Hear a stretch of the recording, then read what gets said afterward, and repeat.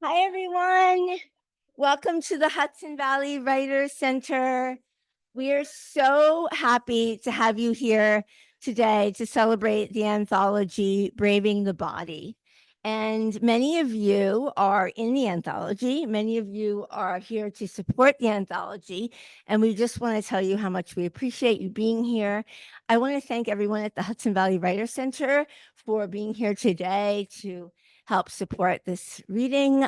Thanks to all my colleagues here, especially to Leslie and Sara, who are here today and helping to sell the books. I want to thank my co-editors, Nicole and Chenda, for being here, for coming from far away to be here for this reading. And I want to thank all of the readers for being here as well. Just a couple of housekeeping things. We want to thank NISCA and Arts Westchester for all of their support, all the foundations and individual donors who support the Hudson Valley Writers Center. This is a very hard year for literary arts centers because so many people have decided to just run their own classes on Zoom and cut out the middleman of the Hudson Valley Writers Center and other places like it.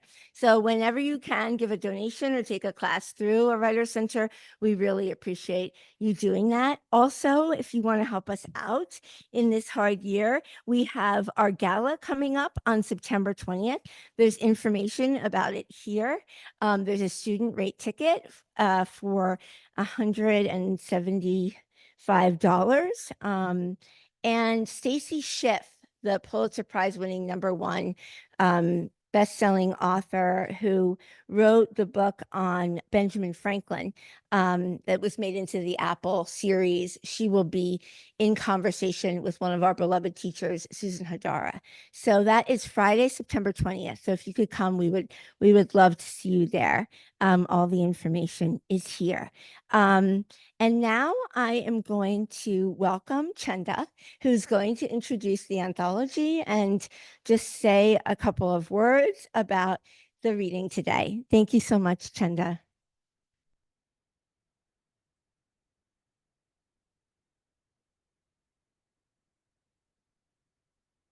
Hi, everyone. Thank you so much for being here. We've had a number of readings for the anthology, and every reading has been just so magical, and I have no doubt that this afternoon will be the same. This was really, I think, a labor of love to bring this book out into the world, and the love just continues with every time that we've gotten together. I have been opening up the reading. Oh, just like for the readers here, I think we're going to go in like the way it has been in the other readings, just like more or less alphabetical order. So if you know your name, your last name, you know, come up when it feels right. But I just have been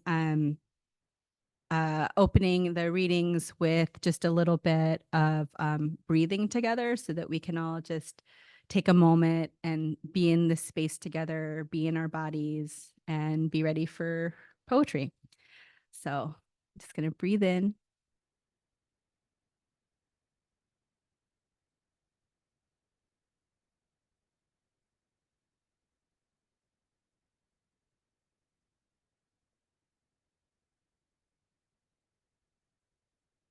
Thank you so much. And I think our first reader is Marina.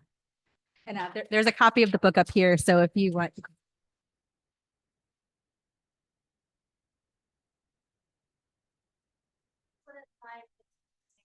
Themselves by their first and last name. That way, other readers might. Sure. Hi, my name is Marina Blitshteyn. Talk about braving the body. What a time. Last time I was here, just fun note, was 2011, like smack in the middle of my MFA. So, the game has changed. Things just feel so different. I'm going to read a poem from the anthology and one by Kelly Russell Agaddon. This is Thoth. There is a scale to my sins, a feather for every, a scale for the weakness I pick at all day like a drug, a sin on my skin, a prick of the spindle, a bug. I'm pregnant with these, a scale for them all, my height and my hair, my cadences, how much I smile, a scale for the faults in my face, a scale for the lines on my thighs. Dig deep, a scale for a slice of my thumb. How far can you go down the well where the water's worth more than the pail? How far in the breath when it goes? How slow out the breath when it falters? A kingdom for these, a crown, a scale for a scale. How slither, how shed, how keep myself up like a cow, a body, a cow, and utter and awful and smell, and a tell and a tick, a tail to hide in my hide, to itch at my habits, to eat at them, oink to ink, to ash at them, mule to bone, to breastfeed them, tooth and all, to mother them, wild and godless. And I'm going to read one by Kelly Russell Agaddon that I'm really feeling right now called My Arrhythmia Makes Me Believe I'm Always in Love, which I love. And what a just banger after banger. This is such an amazing collection and just amazing, expertly cure. I mean, you guys already know you're here, you're part of it. So this is incredible. Thank you so much. My arrhythmia makes me believe I'm always in love.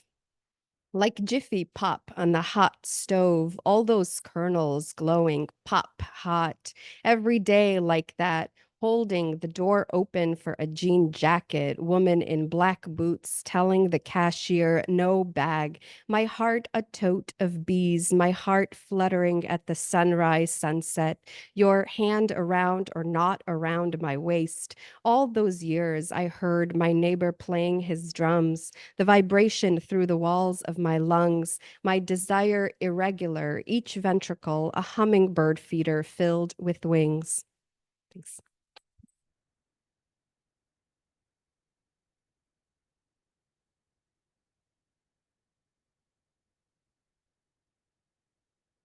Hi, everyone. I'm Nicole Cooley. I'm so happy to be here. And thank you to the Hudson Valley Writers Center and to Chenda and Nicole and Jennifer for including me in this really marvelous, beautiful book. I'm going to read a poem of my own and then a poem that I love in the book by another writer. My poem is included in my forthcoming book, which is coming out in a few weeks, called Mother, Water, Ash. And the poem is called My Mother's Nightgowns Smell Like Smoke. White cotton with buttons the size of baby teeth. Each morning in one of her nightgowns and my black winter boots, I drive my daughters to school. And as they climb out of the car, I want to crawl out of my own skin, everything prickly and hesitant. I'm on the elliptical trainer at the YMCA beside my younger daughter, who wears a black Thrasher t-shirt. She doesn't skateboard, doesn't live in California. And a few days later, on my way to fly to my father after my mother dies, I see many teen girls in the airports I pass through wearing that exact shirt.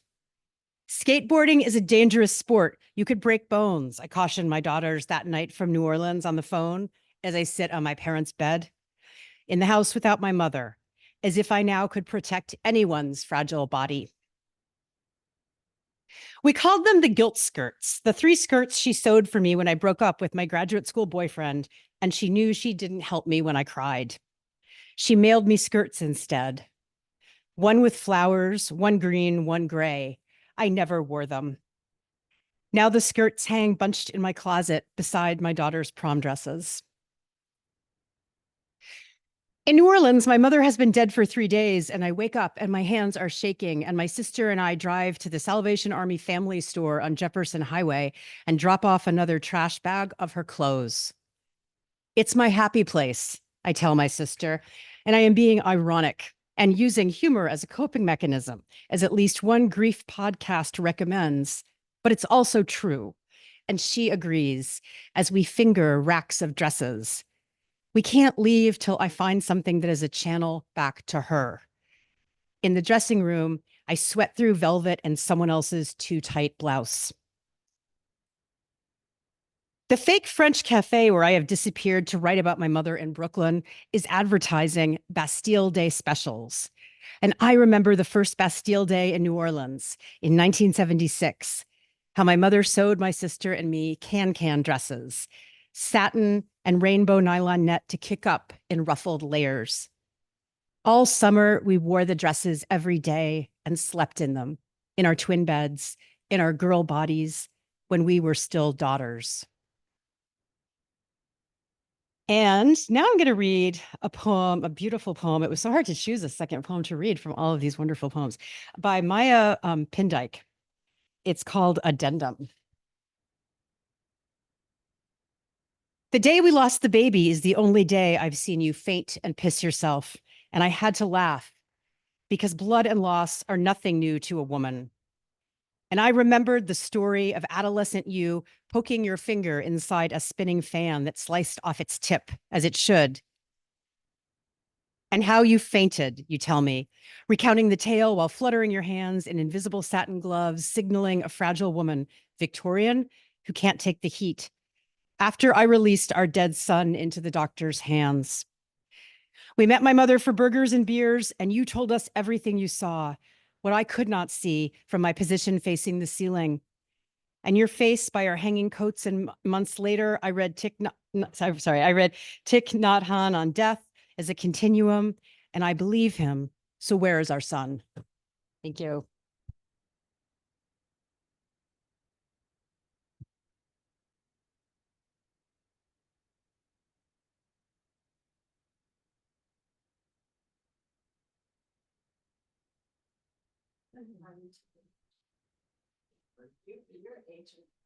All right.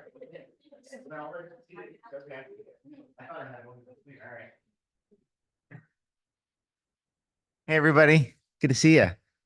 It's been a pleasure. One of the real joys of being part of this. Oh,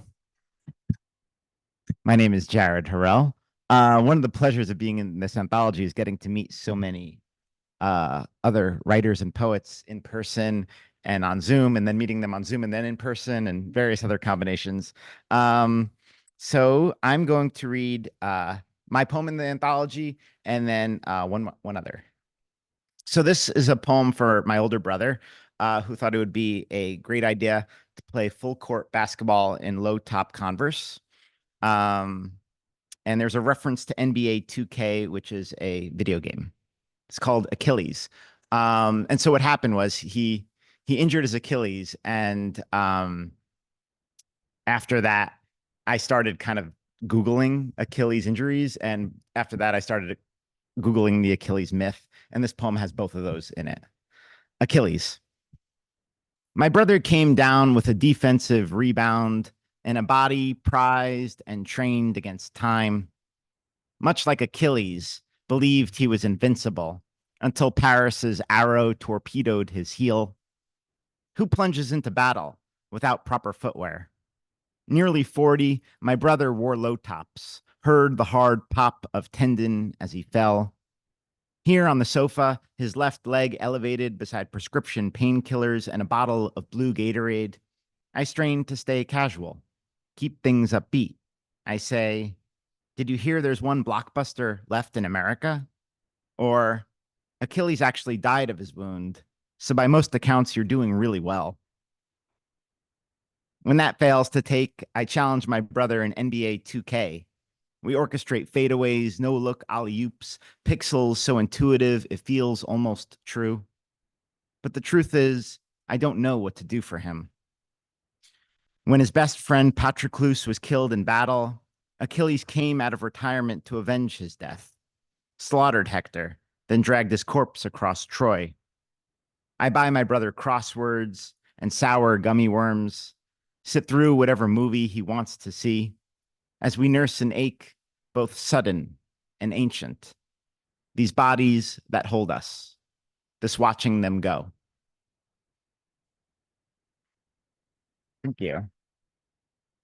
And so many of the poems in here really kind of stunned me, but this one in particular floored me, and it's an honor to read it. It's by the poet Michael Lally.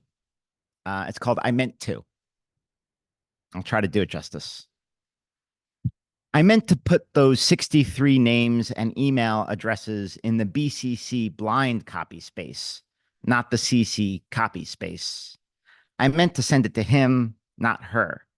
I meant to swallow, not drool, on the computer, my lap, your sleeve, my arm, the floor, that first edition in the drawer. I meant to walk and move with that feline grace someone once said I had, not wobble and stagger like an old wino. I meant to hit the Y, not the T, the H, not the G, the B, not the V, return, not send, amends, not amen. I meant to stand up, straight, not bend, sit upright, not slouch, to not fall down and get stuck between the couch and a hot pipe that burned my back like the prolonged sting of a fierce slap. I meant to stay 29 or 49, not be 79, turning 80 in May, this way, drooling and stumbling and unable to make a fist with my right hand or grasp a utensil in the proper way, but instead need foam additions to the handles for my 1 or 2 fingers that can still curl without help. I meant to be the exception to the obviously aging or a long gone legend, by now not a bent over drooling old man who still often feels like a woman inside, but I'll accept what I'm left with for as long as I can and still be grateful for all that I've been and am. Thank you.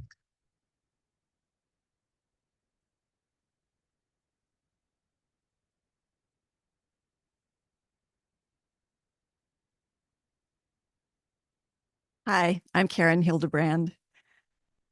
Thank you, Jennifer, for having us at this fabulous place. I've been wanting to read here, stand behind this mic for a long time.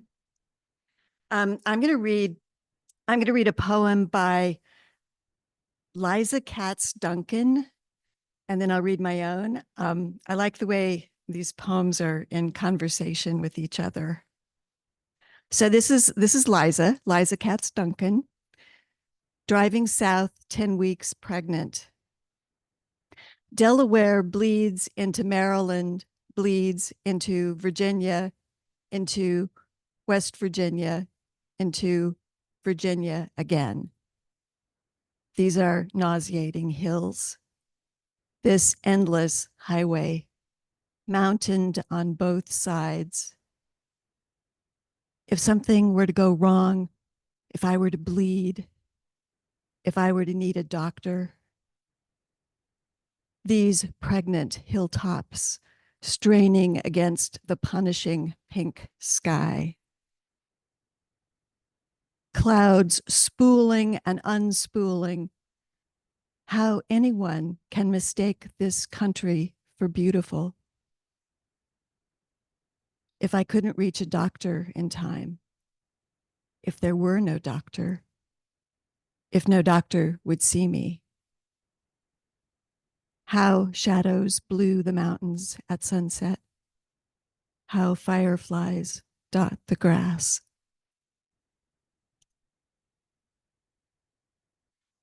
And then here's mine. The epigraph is from Muriel Rukeyser, her 9 poems for the unborn child. Child, my blood at night, full of your dreams. Secretly, I named a flower for you. Child, little cutting, little bud, my blood. Not your fault, the way jasmine blooms at night. Not your fault, the fists of mint that smother the beds. Forgive me, child, not child, who I yanked out as if bindweed. Secretly, I call you hyssop and sip your fragrance in my sleep.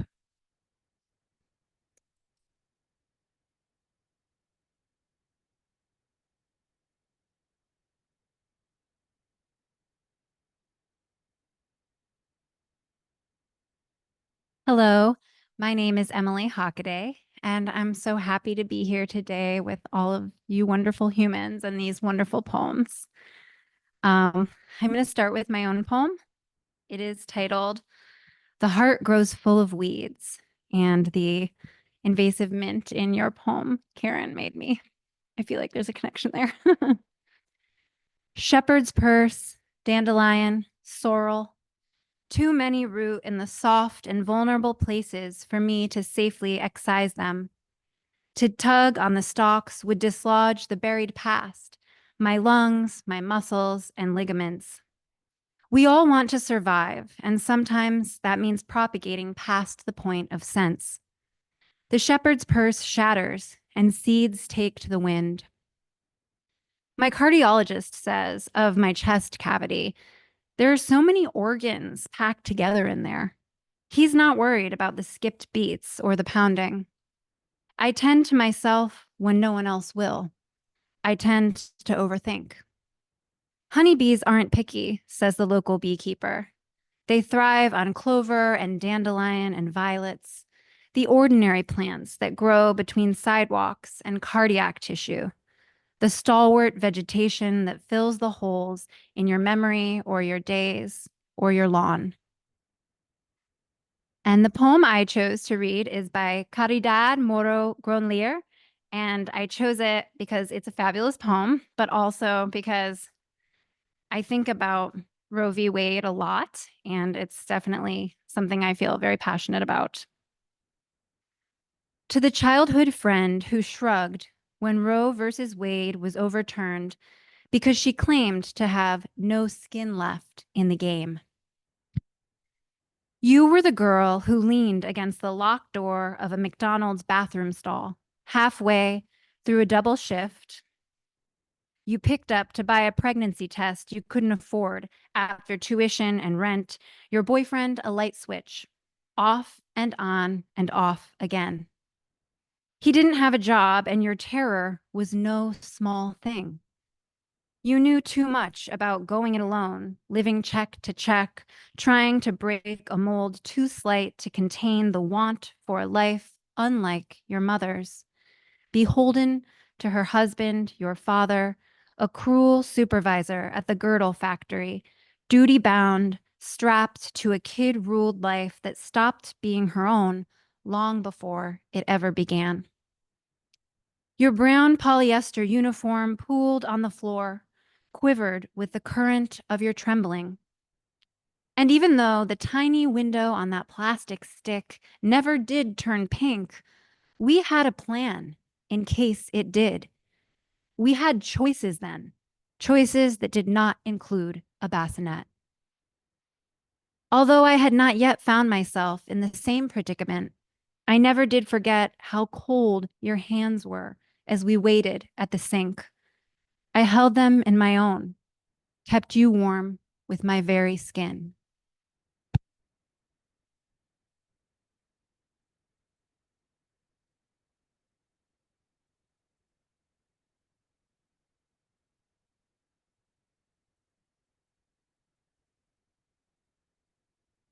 Hi. Thank you, Nicole, Chenda, Jennifer. Happy to be a part of this. Happy Blue Moon. Lots going on. My name is Caitlin Grace McDonnell. So this poem is called Portrait at 52, and I wrote it from a prompt for a it's like a photo booth at a poetry festival where people would go in and they would put in their age and take pictures of themselves, but a poem written about being that age would appear. Portrait at 52. My right shoulder, an outline of pain, bone on bone after accidents, carrying smaller bodies, letting heads rest in the recesses. I take my bag off to rest at the airport by a window, less visible than in my shiny-haired youth. I can watch the slow loading and unloading with fuller eyes. Crown of hair now lit with strips of white. I love to dance, and dancing now is always partly working out the knots. My father slamming doors folded beneath my shoulder blade, the friend who betrayed me in the hardness of my jaw. The small muscles in my arms could still lift my daughter out of danger, even now that she is taller than me. Heavy lids over my dark gray blue eyes. I finally look like I feel like someone who has been through something.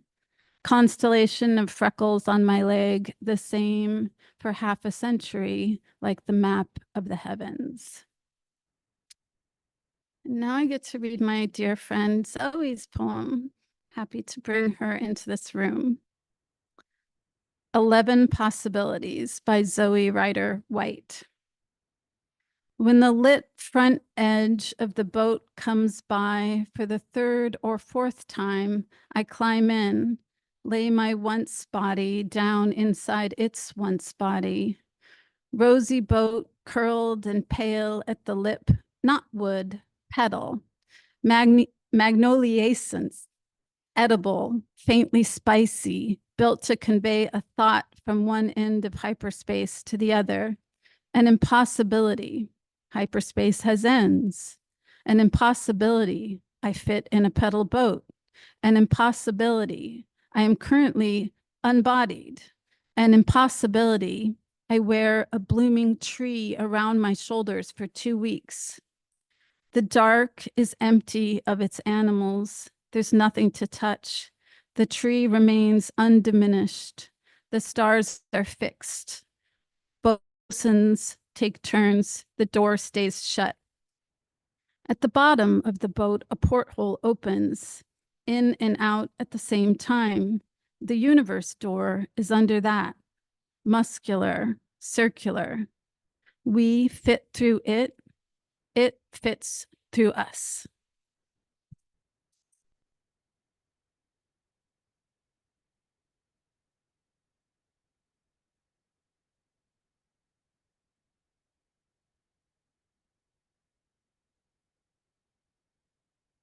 Hi, it's my turn, I think. Yeah. Okay. It's great to be here. Thank you so much to Nicole and Chenda and Jennifer for making this beautiful book happen.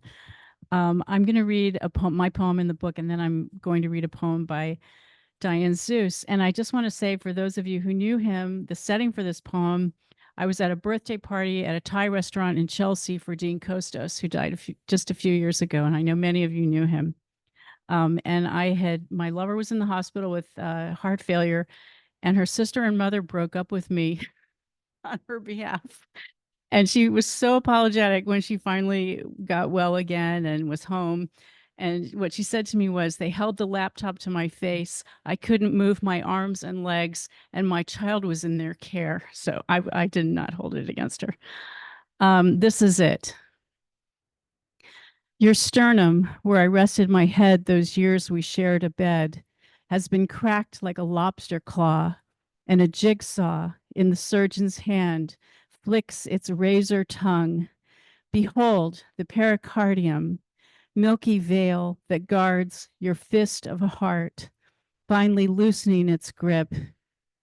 This morning, in a southern state, saturated in sunshine and free of helmet laws, a young man was mangled beyond repair, but his strong heart, hunkered down in its cave, was gently pried out like a barnacle, and his gift, in its yellow cushion of fat, was packed in ice, flown north, and rolled with expert haste to the west side of Manhattan, where you sat up in bed dialing the call that buzzed in my backpack.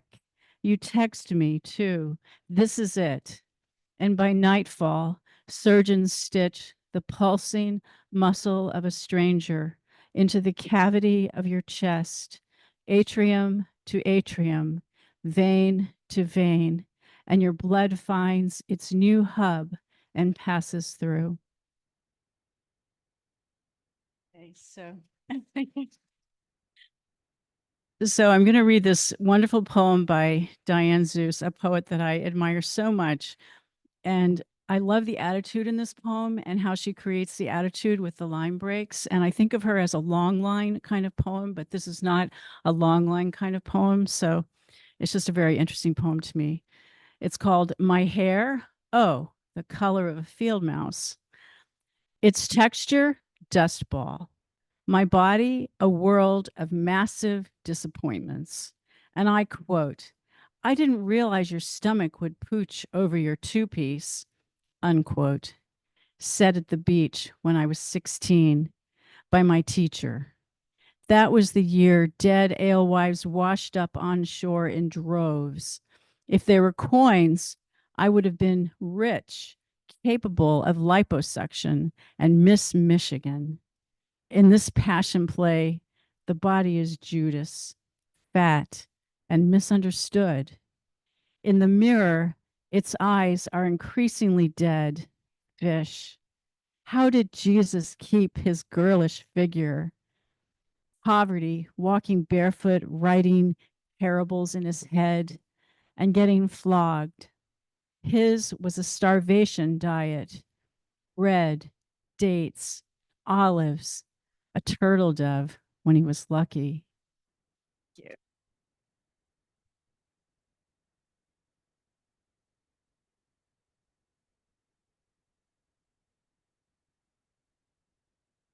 Hi. I'm Alicia Rebecca Myers, and I go by Becca. I'm one of those Southern named children who goes by their middle name. So I'm going to read a poem that I wrote about my 9-year-old when he was probably 6 years old. It's called Giving Birth May Alter a Mother's Bones.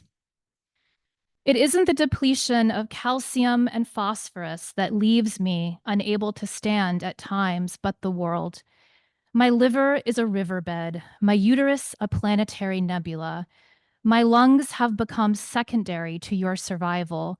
When I try to sleep, I feel my marrow weeping. What swaths of toxic stew will you inherit? There is nothing I wouldn't offer up on my platelets if it meant you might not suffer. Right now, sick on the couch, watching walkthroughs, you can't possibly know the extent of my changed pancreas or that my brain was refashioned into a crouching lioness when you were born. I only recognize my heart because you carry it. And then I want to read a poem. Thank you. I'm going to read a poem by Lisa Olstein called The Spell, which I have never met her, but I just think that the music in this is really beautiful. The Spell. The lover who punished me, the sea wasp that stung me, the mold that bloomed behind the walls that housed me, the evil eye cast by a rival to expel me, the love gold as any honey hived around me, the pills I took, the pills I didn't take, the doctors, the needles, the vials, the scripts, the whirring, the silence, the sputtering engines of my cells, the years, the spell I want to cast across them. Thanks again.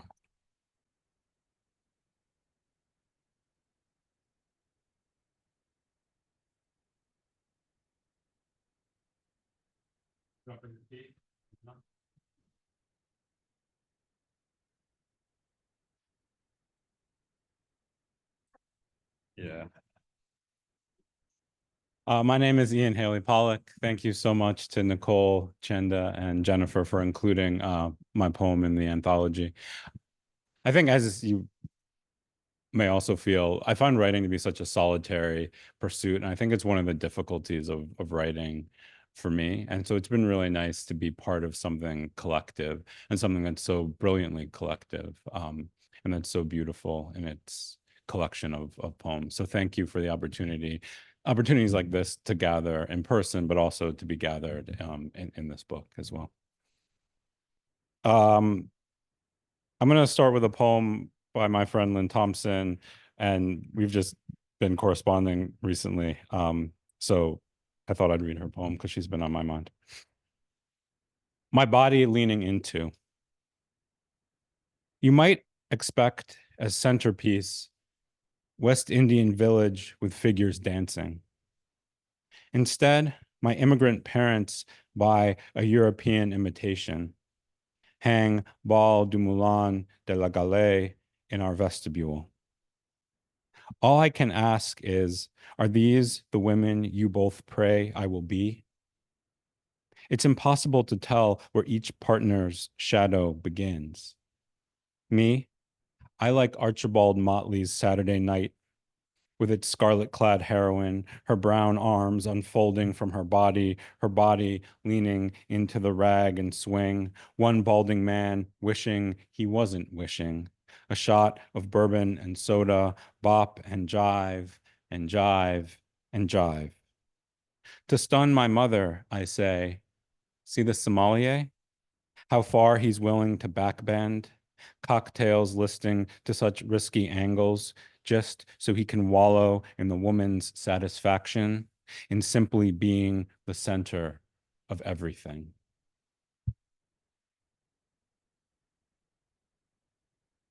Thanks. I'm a strong believer in clapping after every poem. Because it's so lonely being a poet and up here.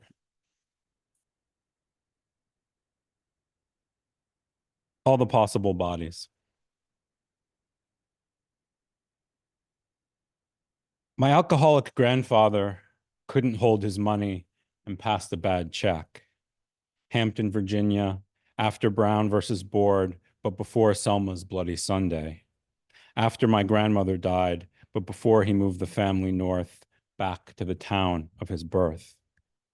My mother saw her father cuffed and dragged from the house.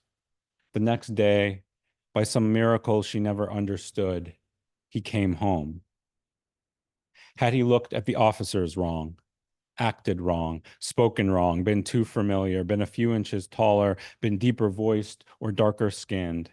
And for this, had he caught a knee that night to the neck and not returned? Perhaps my mother, needing to stay home and raise Aunt Joan and Uncle Keith, would have skipped college. Had she skipped college, perhaps she would not have gone for a PhD. Had she not gone for a PhD, perhaps she would not have met my father. Had she not met my father, perhaps I would not be here. Perhaps the boys sleeping upstairs from me now would not be here. When you spend 8 minutes and 46 seconds with your knee on another man's neck, you block not just the passage of air into his body, but block air into all the possible bodies dependent on that man and his neck to breathe. Breathe. Breathe. Breathe. Breathe. Thank you.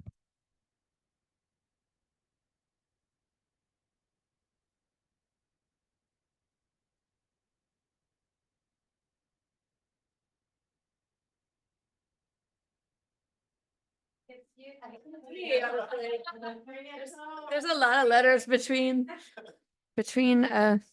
P and T, but anyway, hi everybody. So nice to spend an afternoon with you. Thanks for taking some time for poetry. I'm really glad to be a part of this anthology and a part of this reading. I've never been to the Hudson Valley Writers Center, and it's a beautiful space. So thank you. And I really love also reading other people's work before your own. So I'm going to read Erica Meitner's poem, which is called Touch Cave. I am no bird, but I would like someone to cradle me the way a nest nestles its eggs, and this airport bathroom stall almost comes through. In the new terminal, everyone on my flight waited for a shuttle to Gate D because our good fortune at arriving somewhere like Gate 48, spit-shined and well-designed, couldn't last. I didn't see you on this island, or in a hotel bed, or on a train, so I walked the wet streets. I went to a bar where they served drinks with names like Wake Up Call and Bark at the Moon. I touched myself the way a person presses a button on a soda machine that isn't working, not the way you sweep the return with one finger for someone else's left behind change.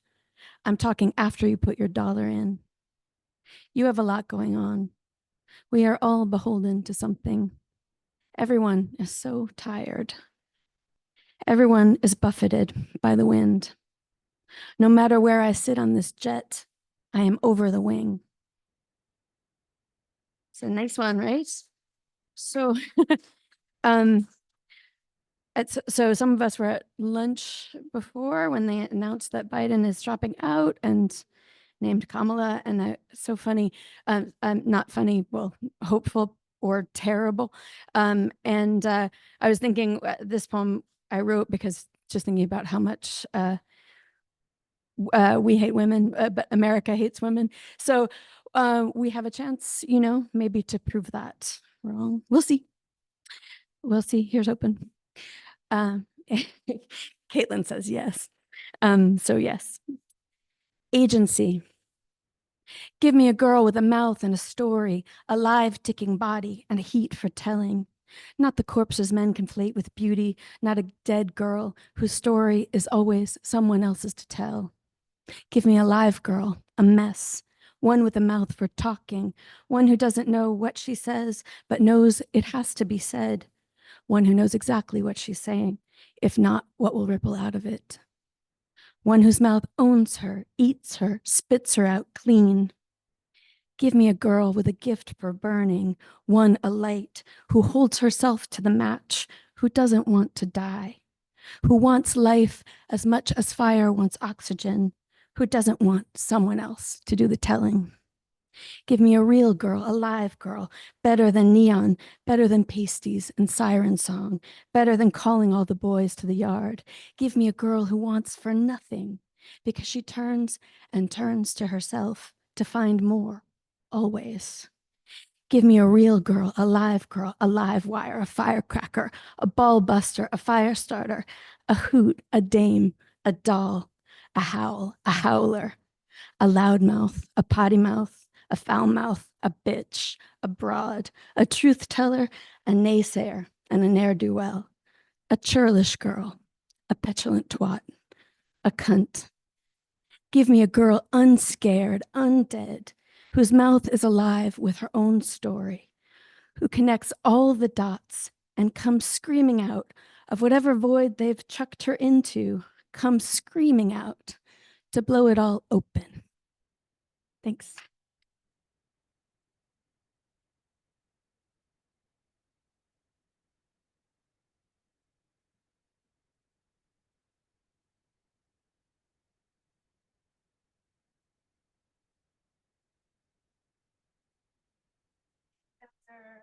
Many of our readers, yes. So this has been amazing, and I'm going to read you a couple more poems from the book. We had a few people who weren't able to make it today quite suddenly, and so I want their voices to be here as well. I will read Sara Wallace first. We were talking earlier about needing reading glasses after one reaches a certain age. Thank you. This has been such a beautiful experience, putting this book together with Chenda and Jenny and with all the poets who brought their petulant twat selves in. It's been amazing. We wanted to really represent a wide range of human experiences of the body. And I think today's reading has shown that in such a beautiful way.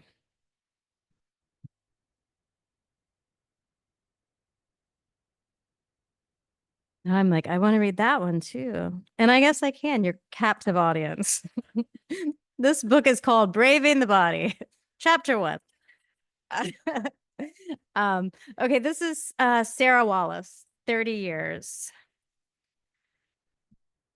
You want to hold me, so we lie under the covers in our underwear, sticky stomachs touching, your thumb worrying my elbow, the commuter train rattling in the distance, the smell of grease, turpentine, and smoke rises up from our neighbor's patio. They're quiet, laughing just as loud as the wind in the bushes, so we'll need to be quiet too. Our 15-year-old will be gone only as long as it takes to eat a slice, but we can't rush this. After 30 years, desire's rare, shy as an albino fawn. Soon you'll be dressed humming, stirring red spices into a pan full of grease and meat, your body tired and slumped, but your feet dancing. I'll stand at the sink, doing the few dishes, my breasts hanging low and forgotten under my stained nightgown, my nipples rough, pocked as lemon peel. Soon our son will walk the unshaded strip of sidewalk up the hill to our building, knowing he should dawdle, but not really knowing why. Cars blowing up clouds of grit as they pass him, a drift of song that makes his face move like a puddle's glossy meniscus when the wind stirs it. Our neighbors are eating now. From above, the meat on their glossy plates looks black, the blood pooled like wet tar. The cooling embers have turned gray, a halo of smoke rising above the pit, white ash sparking in the porch light. So great. Sarah, we love you, Sarah. And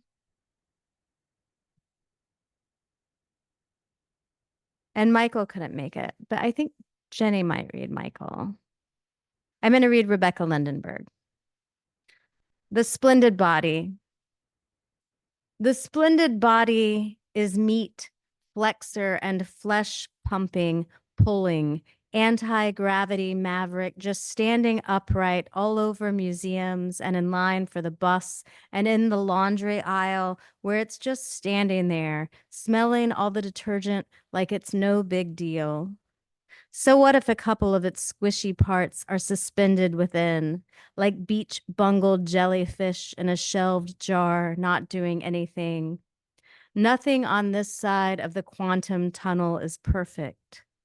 The splendid body, though, is splendid in the way it keeps its steamy blood in, no matter how bad it blushes, and splendid in how it opens its mouth, and these invisible vibrations come rippling out.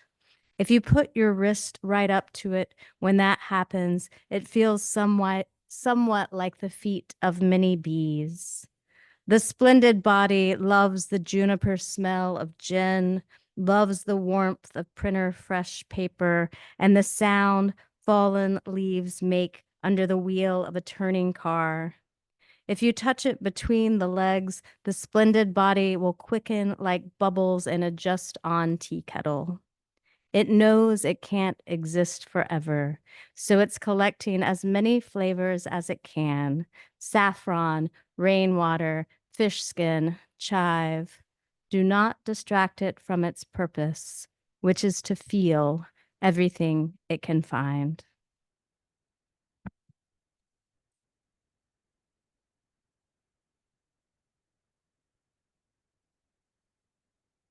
Yeah. Oh, okay. I'm going to read. So I will read a poem from this book, which is sort of why this book happened. It's sort of a genesis, a line. Is that the word? Probably not. It's called, I'm going to read the poem, This Strange Garment. This is my poem. Morning, absent of sound, but for the winter wren, the space heater, millstone, fontanelle, skein of geese, threat of rain, how to sustain. Jean said that on the anniversary of her death, we should sit in lamplight, sing to a bowl of lemons, praise the resonant sac. O bladder and follicle, hymen and tree, the underside of me, so purplely bruised, to what do I owe the honor of one more cold day, the warm script, the grit and gloss of being? Mother writes to say she still can't taste the curdle creamed. I dreamed it was afternoon. The spirit pined for an avenue of bodies, an evening rush. What comes after the after? A blouse on a doorknob, the hush.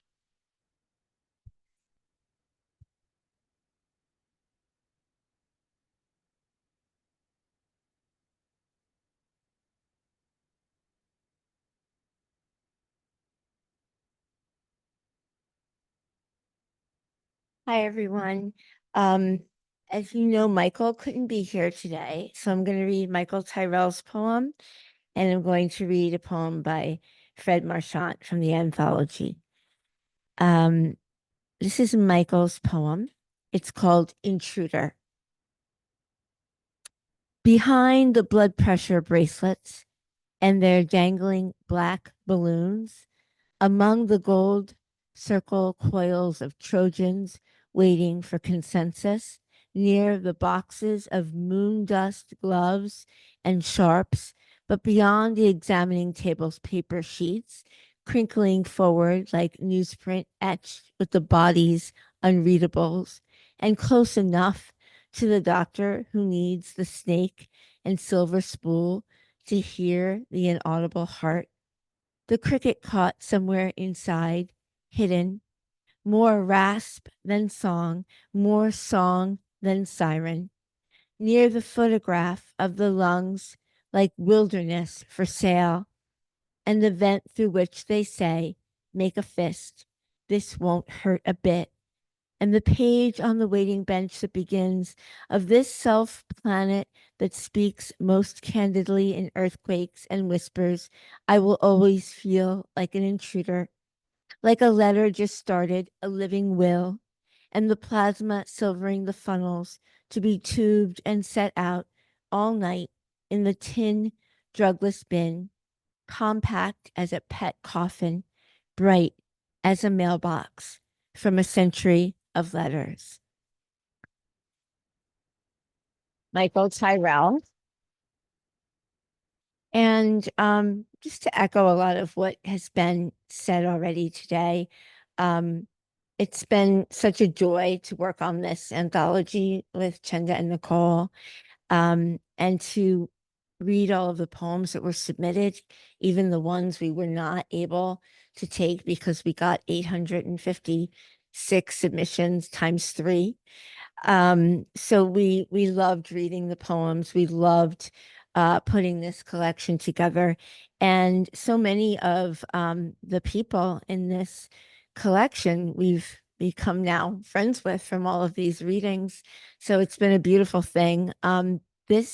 We all were able to solicit one poem for the anthology. I solicited this poem by Fred Marchant. He is a wonderful poet, Grey Wolf poet, who teaches at the center. Some of you may know him. This is called The Burning Road.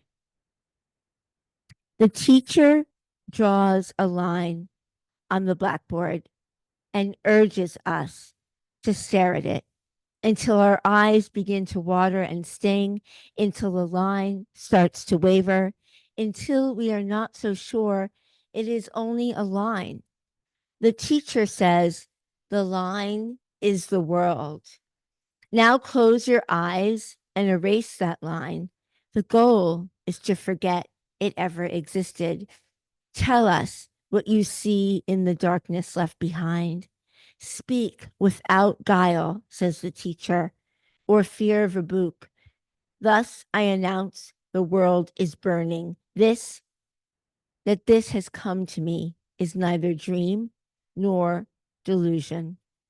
I see tree tall rushes on fire, both sides of the road, flame arms joining together high up, a flailing arch we have to pass under, a red-yellow darkness at the heart of it.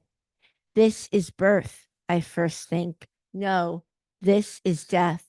No, this is the day we met. No, this is how one of us will have to leave first. No, this is how the other will have to follow. No, this is the low-level roar that cuts through everything. Yes, a messenger has come to tell us why we are here. Yes, and why we must pass through this, yes, through that which consumes what it was made of. This, yes.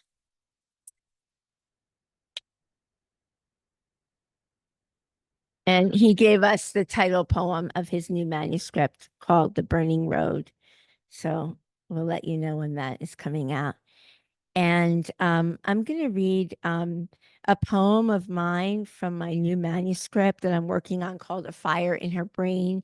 And it's a book about women who were considered mad, mostly by doctors of their time, including Lucia Joyce and Virginia Woolf and Camille Claudel and Zelda Fitzgerald. So this poem is about Lucia Joyce, and as many of you know, she was a very talented dancer, and so thus the body. She wanted to dance, and she was talked out of continuing. One of the critics who wrote about her in Paris said, someday James Joyce may be known as the father of Lucia Joyce. And tragically, she was diagnosed, they think incorrectly, with schizophrenia and put into an institution for her whole life. And after Joyce died, he was very devoted to her. And after he died, Nora, her mother, never visited her once in the sanatorium. And the person who she's talking about her waiting for is Samuel Beckett. She was in love with him. Oh, Lucia, there you are in the dark, by the window, by the bed, sitting, staring your long sideways stare deep into the nearby hills. Your sideways stare, your scarred chin, your wayward eye, always self-conscious, even there, even when you were locked away and forgotten. Your styled hair, long gone gray, your steamed silk blouses, your fake string of pearls. You dress up and sit by the window, waiting. Do you wake each day, willing him to return, waiting for him to bring you news or flowers, punctum of hope in his deep, wrinkled face, calloused as his hardened heart? You make yourself startling and strange, suspecting only that would satisfy him. Banal and boring, you would never be. Performance, everything, even though it put you here. Always they are looking at you. So you move as if you were a specimen, scrutinized, studied, wrath of mother, wrath of misery, making you sit still without dance, daring him to find and finally free you. Days drift off into the hills. You're out there with your worry and your words, writing. I am the artist, you said when they called to congratulate your father. On the inside of the inside, locked in again like the years you were left alone before the war so they could go out drinking with friends, at the window, sitting at the window, waiting, watching them run from another war while you are abandoned behind enemy lines. Here, there is a door you cannot see. Behind it, find a field of flowers. Behind it, a woman reclines in the soft embrace of them, faceless, behind the wooden door with the small metal latch. I will find you finally free, folded in flowers, fish-like, fighting, feet feeling the floor again as if they have never forgotten their form. Unfrightened, ferocious, feral, find what you were forced to forsake. I watch you forge and fly. Thank you.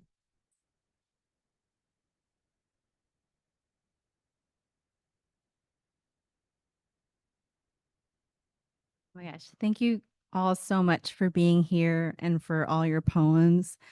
As I was listening to all of our beautiful readers, I was thinking a lot about just how we live in a time where people wield language without thoughtfulness. They just say things and they lie, and they use language as a weapon, and they kind of try to divorce language and what they say from the truth.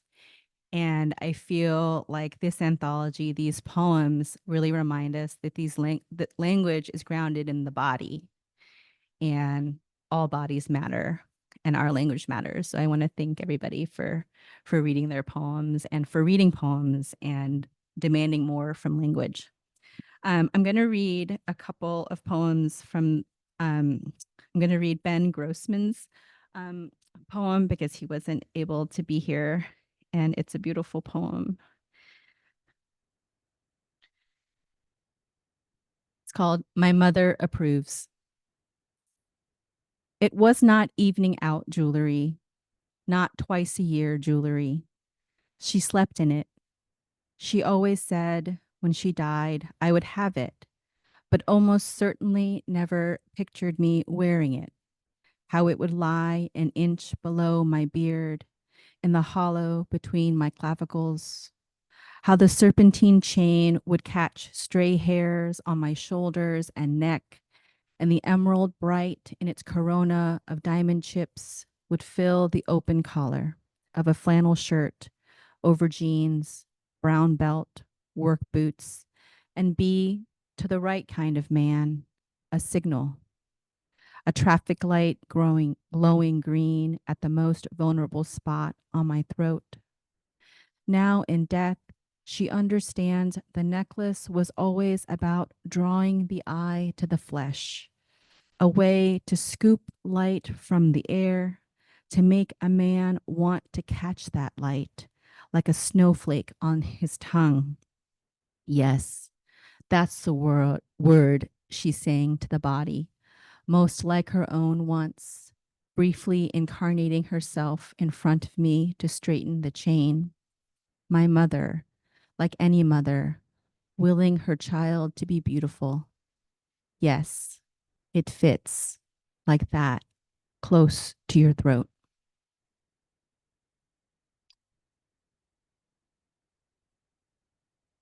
And then I'm going to read this poem by Monica Sook. Today is her birthday, so I thought I'd read her poem. The Hallway. I walked on ceilings when no one was watching. If I opened my stance, lowered my head, and pushed down my hands, the ceiling became the floor.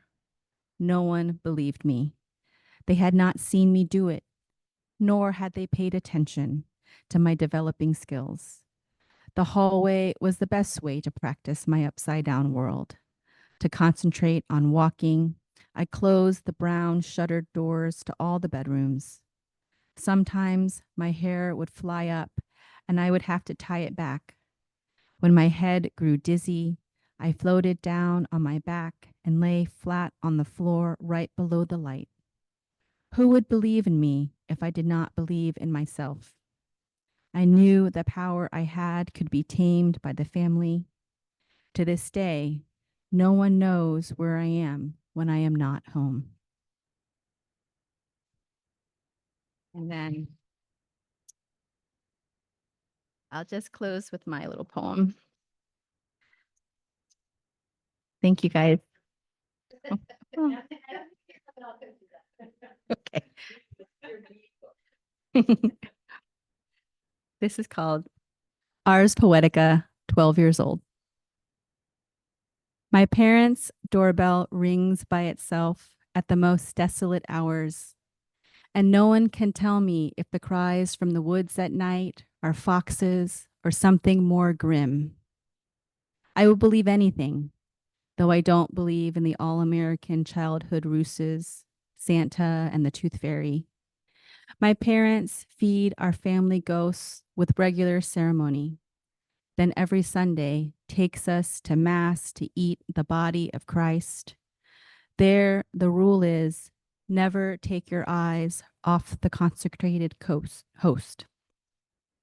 There can only be one true faith, an absolute truth to cover all the bases, the senses, the bodies, the history, the soul. But then the leaves outside my bedroom window started talking to each other in the wind.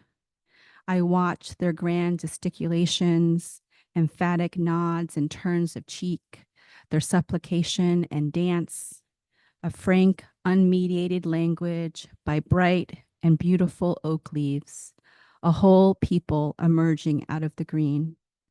Unbelievable magic, yet I saw them with my own two eyes, their real life and mine.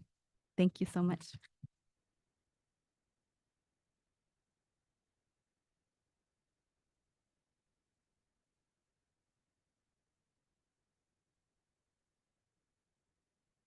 So I had this epiphany, and so I want to share it with you because how rare that you have an epiphany in a room full of people and then you can share it.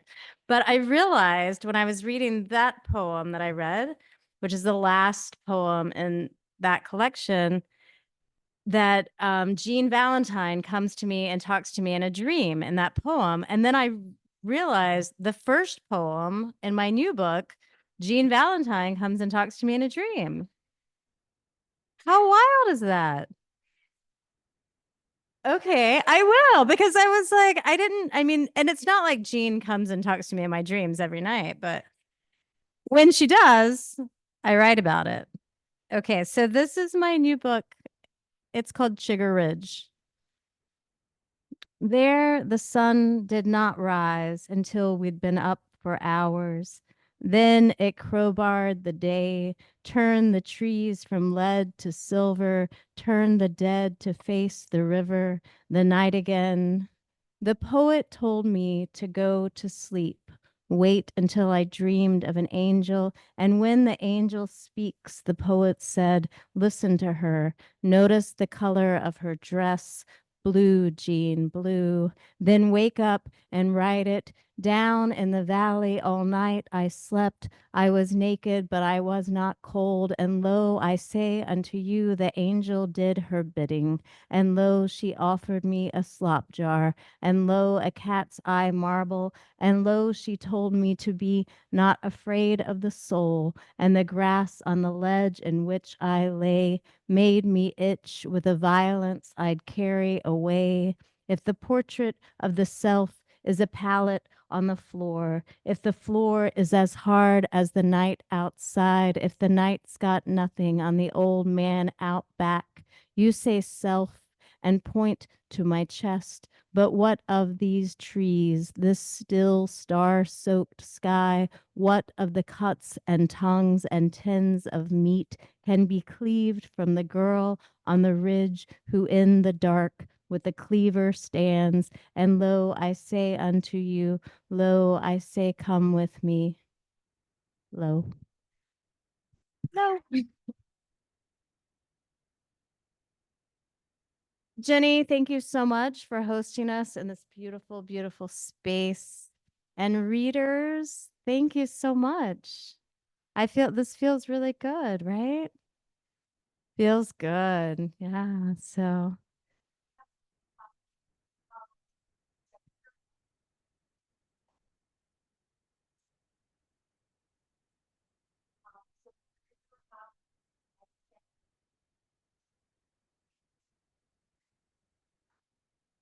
yeah. So be good. Yes. Yes. Yeah. Yeah. Write poems. Be kind.